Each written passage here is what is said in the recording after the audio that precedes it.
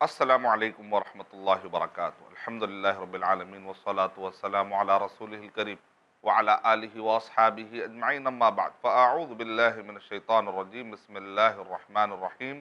تبارک الذی نزل الفرقان علی عبدہ لیکون للعالمین نذیرا، بسم اللہ الرحمن الرحیم۔ الذین آمنوا وتطمئن قلوبهم بذکر اللہ، الا بذکر اللہ تطمئن القلوب۔ سب سے پہلے اللہ سبحانہ وتعالیٰ کا شکر بجا لاتا ہوں، بے پایہ درود و سلامتی ہو محمد مصطفیٰ صلی اللہ علیہ وسلم پر۔ محترم ناظرین کرام، قرآن مجید کے 55 سے زیادہ نام بتائے گئے ہیں، اس میں سے 5 نام بہت مشہور ہیں: القرآن، الفرقان، الذکر، التنزیل، الکتاب۔ الکتاب کا معنی کیا ہے؟ القرآن کا معنی کیا ہے؟ ابھی تک آپ کے سامنے 8 ایپیسوڈ میں نے پیش کیے ہیں، جس کے اندر میں نے آپ کو یہ بتانے کی سعادت حاصل کی الحمدللہ کہ قرآن کا معنی کیا ہے، فرقان کا معنی کیا ہے، الذکر کا معنی کیا ہے، الکتاب کا معنی کیا ہے، تنزیل کا معنی کیا ہے۔ ابھی ہمارے آج کے اس ایپیسوڈ میں کچھ اور باتیں باقی رہ گئی ہیں کہ الفرقان اور الذکر، ان دونوں کے ورڈ کو اور سمجھنا ابھی باقی ہے۔ گزشتہ ایپیسوڈ میں نے آپ کو بتایا تھا کہ یہ کتاب ہمیں فرق سکھاتی ہے، غلط اور صحیح میں فرق، ضلالت اور ہدایت میں فرق سکھاتی ہے، اور سچ اور جھوٹ میں کیا فرق ہے، حق اور باطل میں کیا فرق ہے، یہ کتاب ہمیں واضح طور پر سکھاتی ہے، اور ہم کو یہ دعا سکھلاتی ہے: اہدنا الصراط المستقیم، اے اللہ تو ہم کو چلا سیدھے راستے پر، سیدھے راستے پر چلا، اور سیدھا راستہ دکھا بھی اور سیدھے راستے پر چلا بھی ہمیں، یعنی کہ اس سیدھے راستے کو دیکھنے کی بھی توفیق دے، غلط کو غلط سمجھنا بھی ضروری ہے۔ عمر رضی اللہ تعالیٰ عنہ یہ نصیحت کیا کرتے تھے اور دعا کیا کرتے تھے: اللہم ارنا الحق حقا وارزقنا اتباع، اے اللہ تو حق کو حق بتا اور اس پر چلنے کی توفیق بھی عطا فرما۔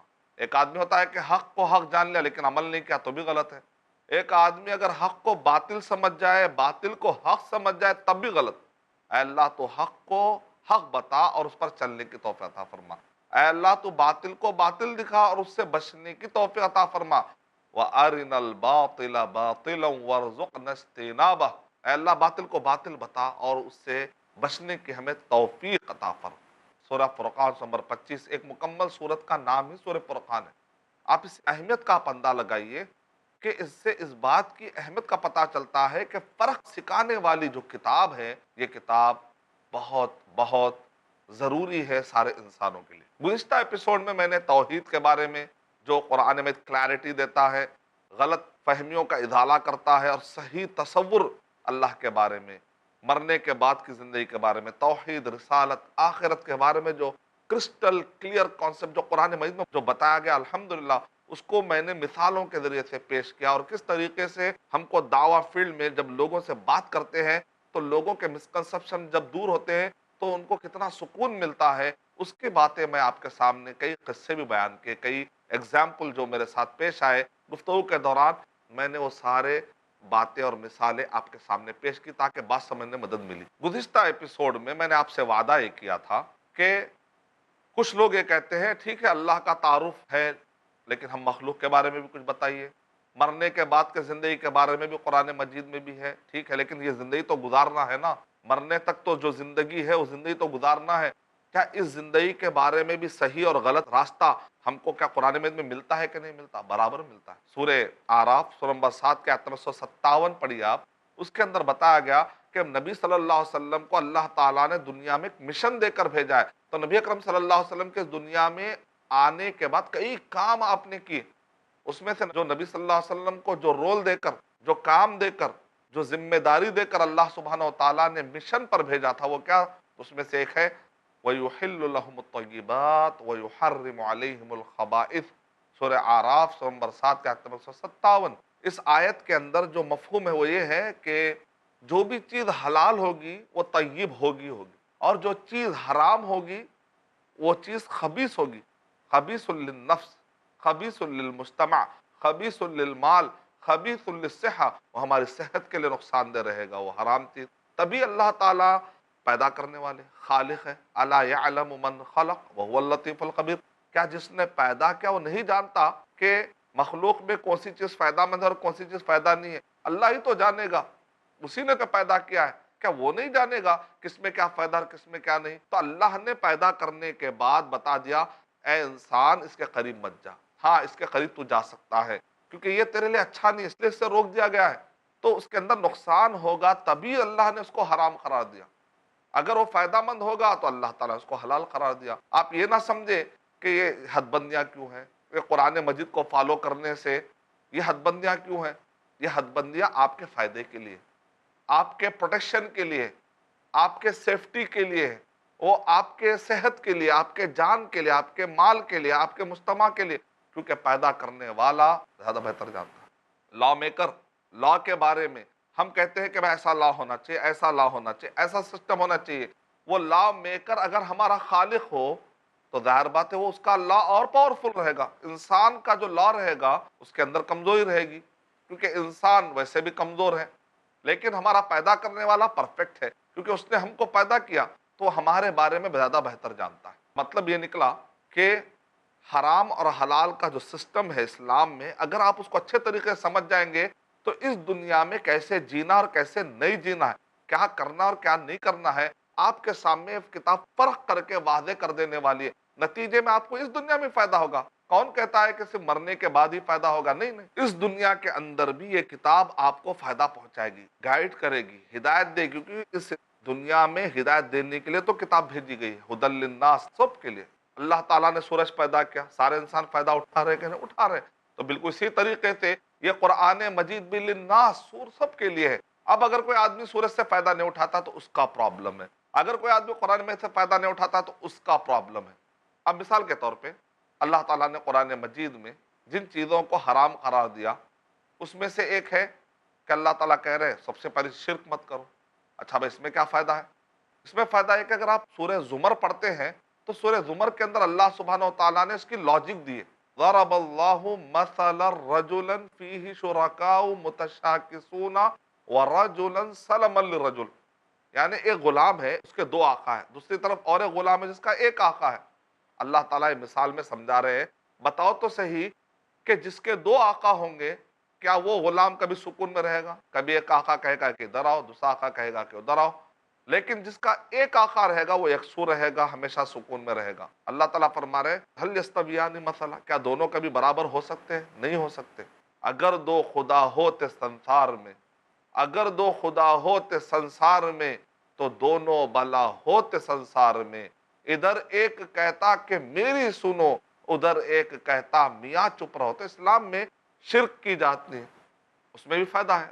اللہ تعالیٰ نے قرآن مجید میں ارشاد فرمایا لو کان فیہما آلہۃ الا اللہ لفسدتا، آسمان اور زمین میں اگر کئی خدا ہوتے تو یہ کائنات کبھی کی تباہ ہو جاتی۔ اور ایک جگہ پر اللہ تعالیٰ نے ارشاد فرمایا متخذ اللہ من ولد وما کان معہ من الہ اذا لذہب کل الہ بما خلق ولعل بعضهم علی بعض، اللہ تعالیٰ نے اپنے لیے کوئی لڑکا نہیں بنایا اور اس کے ساتھ بھی کوئی الہ نہیں۔ اگر ایسا ہوتا تو دونوں پھر ایک دوسرے کی مخلوقات کو لے کر کمپٹیشن کرتے اور ایک دوسرے پر آگے بڑھنے کی کوشش کرتے۔ اسی لیے یوسف علیہ السلام کہہ رہے ہیں، سورہ یوسف کے اندر پڑھیے آپ، اارباب متفرقون ام اللہ الواحد القہار، کیا تم کو الگ الگ رب چاہیے یا ایک پاورفل خدا جس کے پاس پورے خداؤں کا پاور ہو، سب کا پاور رکھنے والا القہار ہے؟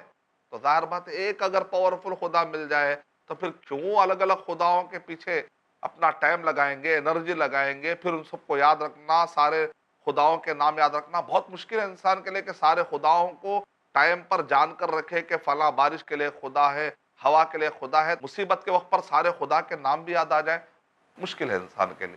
ایک پاورفل خدا مل جائے جس کے پاس سارے کام ہو تو پھر الحمدللہ قرآن مجید کہتا ہے کہ ایسے خدا کو مان لو، وہ اللہ سبحانہ و تعالی۔ مطلب کیا نکلا کہ شرک، جب قرآن مجید میں کہا گیا کہ شرک مت کرو، ان الشرک لظلم عظیم الذین آمنوا ولم یلبسوا ایمانہم بظلم اولئک لہم الامن وہم مہتدون، کہ وہ لوگ جو ایمان لائے لیکن ساتھ میں انہوں نے شرک کے ذریعے سے اپنے ایمان کو خراب نہیں کیا تو وہ لوگ امن میں رہیں گے، دنیا میں بھی امن ملے گا، ذہن میں بھی سکون ملے گا، آخرت میں بھی امن ملے گا، اولئک هم المہتدون، اور ہدایت پانے والے یہی لوگ ہیں۔ یہ تو میں آپ کو شرک کی مثال دے کر سمجھا رہا تھا۔ اسی طریقے سے قرآن مجید میں بتایا گیا سورہ آل عمران سورہ 32 کی آیت نمبر 31 اور 32 میں بھی قل ان کنتم تحبون اللہ فاتبعونی، قرآن مجید میں 30 سے زیادہ مقامات پر اتبعو یعنی محمد صلی اللہ علیہ وسلم کی اتباع کرو، کیونکہ محمد صلی اللہ علیہ وسلم پر اللہ سبحانہ وتعالیٰ نے قرآن بھی نازل کیا، حدیث شریف بھی نازل کی، تو محمد صلی اللہ علیہ وسلم کو اللہ تعالیٰ نے مکمل وہ ساری رہنمائی دے کر اللہ تعالیٰ نے بھیجا ہے کہ ہم انسانوں کو اب جسٹ ٹو فالو اٹ، بس فالو کرنا ہے۔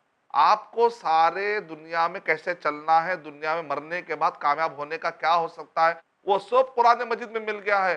آپ کو صرف فالو کرنا ہے، کریٹ کرنے کی ضرورت نہیں ہے، نیا سسٹم کریٹ کرنے کی ضرورت نہیں ہے، نئی چیزیں لانے کی ضرورت نہیں ہے۔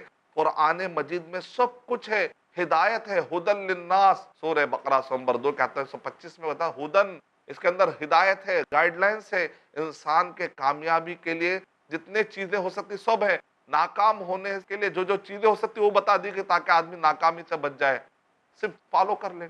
شهر رمضان الذي انزل فيه القرآن، کم علمی دھکیلتی ہے گمراہی کے دلدل میں۔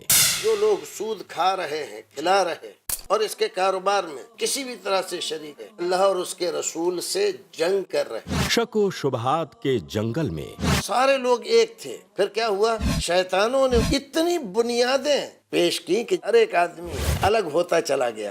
کیونکہ جہالت ایک بیماری ہے۔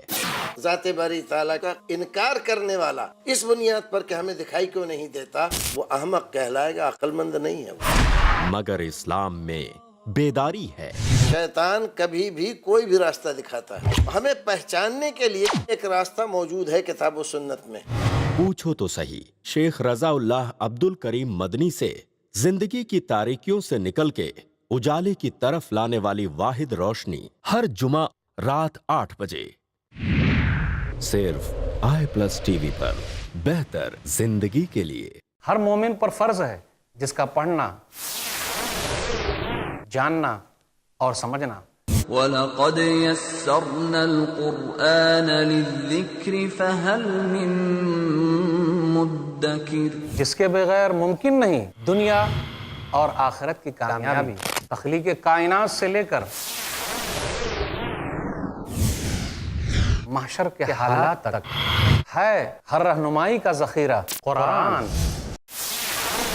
درس قرآن دیکھیے شیخ ثناء اللہ مدنی کے ساتھ قرآن کا ایسا درس جو آپ کے ذہن کو منور کر دے، ہر پیر سے جمعرات اور سنیچر صبح 6:30 بجے اور شام 7:30 بجے صرف i+TV پر، بہتر زندگی کے لیے۔ خوش اخلاقی، ملنساری، آداب و احترام کی عادت اور صرف اللہ ہی کی عبادت۔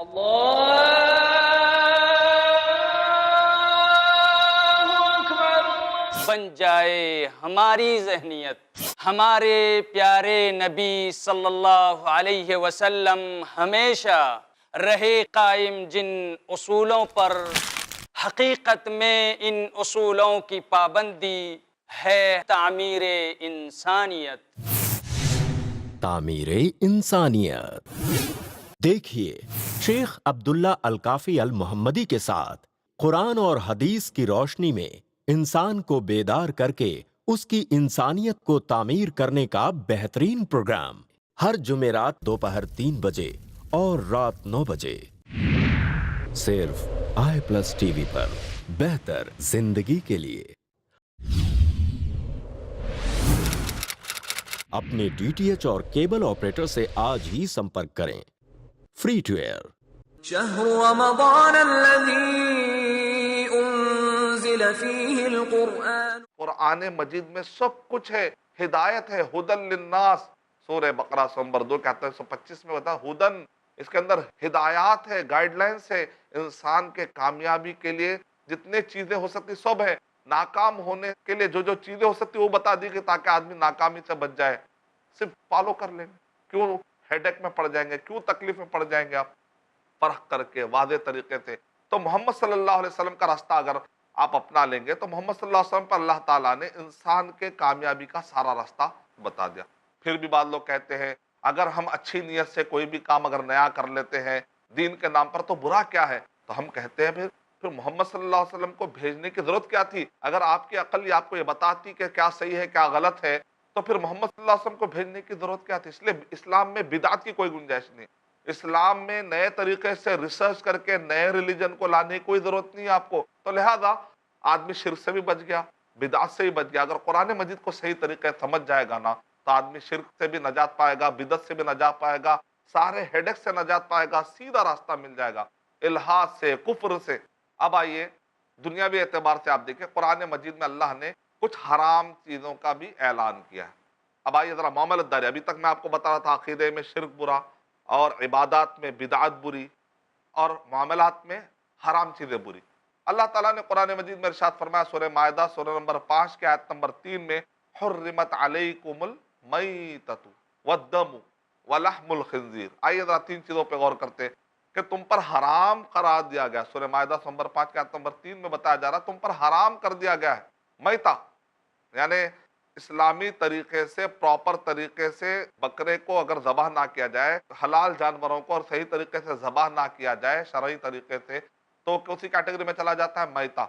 مان لیجئے کہ اچانک بکرا مر گیا، آپ کو ذبح کرنے کا ٹائم نہیں ملا تو آپ نے ذبح نہیں کیا نا، تو لہذا وہ مر گیا، پانی میں گر کر مر گیا یا رسی کو اس نے ایسا ڈالا جیسے پھانسی کا پھندا ہوتا ویسے مر گیا، یا اسی طریقے سے کوئی لکڑی کا یا پتھر کا وار سر پہ لگا اور مر گیا، زخم نہیں ہوا، خون بھی نہیں نکلا، کچھ نہیں نکلا اور وہ پتھر کھا کے صدمہ لے کر مر گیا. اس کا مطلب یہ نکلا کہ قرآن مجید میں میتہ حرام ہے.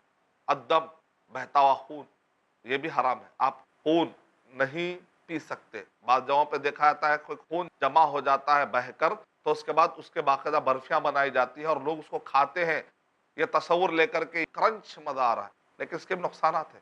ولحم الخنزیر یعنی کہ خنزیر کا نہ گوشت کھا سکتے ہیں نہ خنزیر کے ہڈیوں کا سوپ بنا کے پی سکتے آپ. اب ایک آدمی کہے گا کہ بھئی حرام کیوں قرار دیا گیا؟ یہ آپ کے فائدے کے لیے ہے، تکلیف میں ڈالنے کے لیے نہیں ہے. اسلام میں کچھ ریسٹرکشنز ہیں، کچھ چیزوں کو روکا گیا ہے.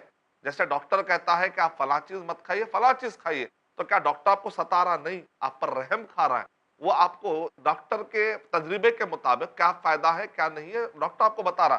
اللہ کا تجربہ نہیں، اللہ کا علم ہے، تو اللہ تعالیٰ تو اور بہتر بتا پائے گا نا. ایک ڈاکٹر کے کہنے سے ہم شکر چھوڑ دیتے ہیں، شوگر کے مریض ہو چکے ہیں لہذا آپ شکر مت کھائیے. لیکن ڈاکٹر کو پیدا کرنے والے اللہ سبحانہ و تعالیٰ نے ہم سے اگر کہا کہ تم فلاں چیز چھوڑو اور فلاں چیز لے سکتے ہو، فلاں چیز تم کو نہیں لینا چاہیے، فلاں چیز کرنا چاہیے اور فلاں چیز نہیں کرنا چاہیے، تو ہم کو اور زیادہ فالو کرنا چاہیے. دیکھیں آپ آج کی جو سائنس ہے وہ ہم کو یہ بتلاتی ہے، دیکھیں قرآن میں کتنا فرق کر کے کھول کھول کے بتا رہی ہے یہ چیز حرام ہے. کیوں؟ اس میں نقصان تمہارا ہی ہے اگر تم اس حرام کے قریب جاؤ گے تو. وَيُحَرِّمُ عَلَيْهِمُ الْخَبَائِثَ اللہ حرام اس چیز کو قرار دیتے جس کے اندر خباثت ہو، جس کے اندر نقصان دو. اب آج کی میڈیکل سائنس یہ کہتی ہے کہ جو جانور مر جاتا ہے جس کو آپ نے ذبح نہیں کیا تو ظاہر بات ہے اس کے اندر کا خون باہر نکلا ہی نہیں نا. اگر خون باہر نہیں نکلا تو اندر خون جان ہو گیا اور اندر جو خون ہے وہ حرام ہے. اور وہ جو خون ہے یہ خون کے اندر یورک ایسڈ پایا جاتا ہے. یورک ایسڈ یعنی کہ تیزاب، ایک انسان کے چمڑے پر تیزاب ڈال دیا جائے تو کیا حال ہوگا؟ تو بالکل اسی طریقے سے یورک ایسڈ میں ایک انسان اگر زیادہ کھائے گا پیشاب کے اندر جو ایسڈ ہوتا ہے نا وہی ایسڈ یہ خون کے اندر بھی ہوتا ہے. جب انسان اس کو پینے لگتا ہے کھانے لگتا ہے تو اس کے جسم کے اندر وہ چیز اچھی نہیں ہوتی، اس کو جلد کے خطرناک قسم کی بیماریاں پیدا ہو سکتی ہیں. اور آپ جانتے ہیں خنزیر کھانے سے اسلام میں روکا گیا. جب میں یورپ کی طرف سفر کیا تو مجھے دیکھ کر تعجب ہوا کہ یورپ امریکہ میں ہیلتھ کانشیسنس بہت ہوتا ہے، ہیلتھ کے بارے میں شعور بہت ہوتا ہے، بڑے حساس لوگ ہوتے ہیں. اگر یہ کھاتے ہیں تو اس میں کتنے کیلوریز ہے، یہ بسکٹ کھاؤں یا نہ کھاؤں، یہ بیکری آئٹم میں کھاؤں یا نہ کھاؤں، بڑے حساس قسم کے لوگ ہوتے ہیں. اس میں کتنے کیلوریز ہوتے ہیں اور اسی طریقے سے کولیسٹرول اس کے اندر مقدار کیا ہے، یہ سارے خیال رکھنے والی قوم کو میں اچانک دیکھتا ہوں کہ ان کے ہوٹل میں وہاں پر دیکھا کہ بڑے بڑے شامی کباب رکھے ہوئے خنزیر کے اور ایک طرف شراب رکھی ہوئی ہے. میں نے کہا جو ایک مشہور محاورہ ہے کہ میرے سامنے سے چونٹی نہیں گزرنا چاہیے لیکن پیچھے سے ہاتھی اگر گزر جاتا ہے تو کوئی پرابلم کی بات نہیں ہے. اتنے باریک باریک چیزوں پر ہیلتھ کا خیال کرنے والی قوم یورپ امریکہ کے لوگ. لیکن جب نشے کی عادت لگ گئی، ایک آدمی عادت کے سامنے مجبور ہوتا ہے. اولڈ ہیبٹ ڈائز ہارٹ یا اولڈ ہیبٹس ڈائی ہارٹ. جیسے کہتے ہیں کہ پرانی عادتیں بڑی مشکل سے مرتی ہے. تو آدمی جب عادت کا خوگر ہو جاتا ہے تو اپنے پورے رولز پرنسپل سب چھوڑ دیتا ہے. عادتوں کی وجہ سے آدمی اپنے آپ کو غلام بنا لیتا ہے، مجبور ہو جاتا ہے. میں نے یورپ کا جب سفر کیا تو تعجب کیا، جو ہوٹلوں میں جا کر دیکھتا ہوں تو وہاں پر بڑے بڑے پیمانے پر خنزیر کے گوشت کے بڑے بڑے ڈشز رکھے ہوئے ہیں، شراب رکھی ہوئی ہے، دونوں بھی بیماریوں کے جڑ ہیں۔ آپ جتنے بیماریوں سے بچنے کی کوشش کر رہے ہیں، اگر آپ نے دو چیزیں کھا لی تو بہت سارے بیماریاں آپ کو لگ جائیں گی۔ مثال کے طور پہ جو خنزیر ہوتا ہے، اس کے اندر 70 قسم کے ورم ہوتے ہیں، ایک خاص قسم کے ورم، بیکٹیریا، کیڑے، باریک باریک قسم کے، اور آپ جانتے ہیں اس کے اندر دو ایسے ورم ہیں جس کے بارے میں کہا تھا ٹرائکیورا ٹرائکوراسس، اور دوسرا ٹینیا سولیم۔ ان کے بارے میں آتا ہے کہ اگر ان کا اثر، یہ کیڑوں کا اثر انسان کے گھٹنے تک پہنچ جائے تو آدمی گھٹنوں کی بیماریاں، فالج، ایک آدمی کو جو فالج ہو جاتا ہے، یا اسی طریقے سے خون جام ہو جانے کی وجہ سے گھٹنوں کا جو درد ہوتا ہے، شدید درد شروع ہو سکتا ہے۔ اگر اس کا اثر آنکھ تک پہنچ جائے تو آدمی اندھا ہو سکتا ہے، اگر اس کا اثر کان تک پہنچ جائے تو آدمی بہرا ہو سکتا ہے، اگر اس کا اثر دل تک پہنچ جائے تو آدمی کو ہارٹ اٹیک آ سکتا ہے۔ ایسے خطرناک اس کے اندر جراثیم پائے تھے۔ اس ٹائپ کے اگرچہ کے جراثیم، اس ٹائپ کے اگرچہ کے ورم دودھ میں یا گائے میں بھی پائے جاتے ہیں، لیکن وہ اچھی طرح سے آگ دینے کے بعد وہ ختم ہو جاتے ہیں، لیکن خنزیر کے اندر بڑی آسانی سے نہیں مرتے، کیونکہ اس کے اندر چربی کی بڑی گھمبیر تعداد ہوتی ہے۔ اسی لیے اب دیکھیں سورہ مائدہ نمبر 5 کے آیت نمبر 90 پڑھیں گے تو اس کے اندر بتایا گیا، یا ایھا الذین آمنوا انما الخمر والمیسر والانصاب والازلام رجس من عمل الشیطان فاجتنبوہ لعلکم تفلحون۔ اس کے اندر بتایا گیا خمر، جو بھی ما خامر العقل، حضرت علی رضی اللہ تعالیٰ عنہ صحیح بخاری کے اندر معلق موقوفاً ابن عمر رضی اللہ تعالیٰ عنہ سے ہمیں روایت ملتی ہے، الخمر ما خامر العقل، جو بھی عقل کو ڈھانپ دے وہ سارا خمر ہے، چاہے وہ لکوڈ کی شکل میں، آدمی پینے کی شکل میں، کھانے کی شکل میں، دھوئیں کی شکل میں، یا آدمی انجیکشن کی شکل میں، جو بھی شکل میں آدمی اپنے جسم میں ڈال لیتا ہے، پہنچاتا ہے، اس سے نشہ پہنچ جاتا ہے، تو پھر اس کا مطلب یہ نکلا کہ آدمی کو عقل کو ڈھانپ دینے والی جو چیز ہے اسلام میں حرام قرار، جس کو کہتے ہیں نشہ۔ اب آج کے دور میں ہم دیکھتے ہیں کہ جو شراب کے بارے میں جو ریسرچ آئی ہے اس کے اندر بتایا گیا کہ انسان کا جو دماغ ہے نا، اس دماغ کے اندر جو رگیں پائی جاتی ہیں، وہ رگوں میں ایک طاقت ہے جس کو کہتے ہیں انہیبیٹری، ایک پاور ہوتا ہے۔ جب انسان کے دماغ کی جو رگیں ہیں نا، وہ رگیں حرکت میں رہتی ہے، ہاتھ ہے، ہاتھ جا کر رک رہا ہے، لیکن جب وہ اس کا انہیبیٹری جو سسٹم ہے اگر وہ گڑبڑ ہو جاتا ہے، اس کو پتہ نہیں ہوتا ہے کہ وہ ہاتھ کہاں پر بڑھا رہا ہے، وہ چل رہا ہے، چلنے کے لیے بیلنس ہے، طاقت ہے، اچانک وہ گرنے لگتا ہے، کیونکہ اس کا انہیبیٹری لا اس کو کہتا ہے کہ تجھے توازن کے ساتھ چلنا ہے۔ وہ اپنی زبان کو کنٹرول میں رکھ سکتا ہے، اگر جیسے اس کا انہیبیٹری لا تباہ ہو جائے گا، وہ کس کو گالی دے رہا ہے پتہ نہیں، اس کی آنکھ سے وہ بیوی کو یا بہن کو کس کس نظر سے دیکھ رہا ہے، بیوی کو بیوی کی نظر سے دیکھے، بہن کو بہن کی نظر سے دیکھے، لیکن جب اس کا انہیبیٹری لا تباہ ہو جاتا ہے تو اس کو معلوم نہیں ہوتا ہے کہ وہ کیا حرکت کر رہا ہے۔ ہو سکتا ہے کہ ماں کے ساتھ یا بہن کے ساتھ وہ حرکت کرے جو بیوی کے ساتھ کر سکتا ہے۔ تو مطلب کیا نکلا کہ آدمی کا یہاں پر ایک کنٹرولنگ پاور ہے، اس کو کہتے ہیں انہیبیٹری لا سسٹم، لیکن یہ معاف ہو جاتا ہے، یہ سسٹم تباہ ہو جاتا ہے جب آدمی شراب پیتا ہے۔ تو ظاہر بات ہے کئی مرتبہ ایسا ہوتا ہے کہ شراب پینے کے بعد 10 میں سے 4 جو ایکسیڈنٹ میں مر جاتے ہیں، اس کی وجہ ہوتی ہے شراب۔ کئی لوگ جو جیلوں میں جاتے ہیں اس میں سے اکثر لوگوں کی تعداد مرڈر یا کوئی بڑا کیس ہراسمنٹ کا یا اسی طریقے سے ریپ کا جو واقعہ ہوتا ہے، اور اسی طریقے سے آدمی جیل میں جا کر پڑتا ہے، تو اس میں سے کئی لیول کا ریشو بتاتا ہے کہ اس کے پیچھے کیا ہے، شراب کی وجہ سے وہ آدمی چلا جاتا ہے، اور زندگی بھر کے لیے وہ اس کے لیے ایک شرم والی بات ہو جاتی ہے۔ اسی طریقے سے اسلام میں جو ذبح کا سسٹم دیا گیا، تو جارڈن میں ایک نے ریسرچ کیا، ایک بہت بڑے سائنسدان نے جو جرمنی کے اندر رہا کرتے تھے، اور انہوں نے ریسرچ کیا کہ اسلامی طریقے سے جو جانور ذبح کیا جا رہا ہے اور غیر اسلامی طریقے سے جو جانور ذبح کیا جا رہا ہے، ای سی جی اور ای ای جی لیب میں جو طریقہ اپنایا جاتا، اس طریقے سے دیکھا گیا کہ جب درد ہوتا ہے، جو تکلیف ہوتی ہے، تو کس طریقے سے مشینوں میں جو حرکتیں ہوتی ہیں اور اونچ اور نیچے، جس کو کہتے ہیں نشیب و فراز جو بتائے جاتے ہیں، اس سے جو پتہ لگتا ہے مشینوں میں، تو دیکھا گیا کہ اسلام میں جو ذبح کرنے کا سسٹم ہے وہ جانور کے لیے سب سے سکون والا ہے۔ اس میں ای سی جی اور ای جی کے مطابق بہت کم ویو پائے گئے۔ بہرحال حلال اور حرام کا سسٹم جو دنیا میں اللہ تعالیٰ نے ہم کو چلنے کے لیے دیا ہے، یہ ہمارے لیے نہ صرف ضروری ہے، عبادت ہے، بلکہ یہ ہماری ضرورت ہے، یہ ہماری نیڈ ہے، یہ ہمارا ایمان بھی ہے۔ تو لہذا سارے انسانوں کو یہ علم بانٹنا بہت ضروری ہے، ورنہ لوگ کل کے دن یہ کہیں گے کہ مسلمان تو بڑے سیلفش ہے، اچھے اچھے قانون رکھتے ہیں لیکن لوگوں کو بتاتے نہیں۔ تو قرآن مجید فرق کر دینے والی کتاب ہے، توحید اور شرک میں فرق کر کے بتانے والی، سنت اور بدعات میں فرق کر کے بتانے والی، حلال اور حرام میں فرق کر کے بتانے والی۔ اللہ تعالیٰ سے میں دعا کرتا ہوں کہ اللہ سبحانہ و تعالیٰ مجھے اور آپ سب کو قرآن مجید کے حقائق کو سمجھنے، اپنے زندگیوں میں اتارنے اور لوگوں کو اس کے بارے میں بتانے کے اللہ توفیق عطا فرمائے، آمین۔ وآخر دعوانا ان الحمدللہ رب العالمین۔ السلام علیکم ورحمۃ اللہ وبرکاتہ۔ إن الذي فرض عليك القرآن لرادك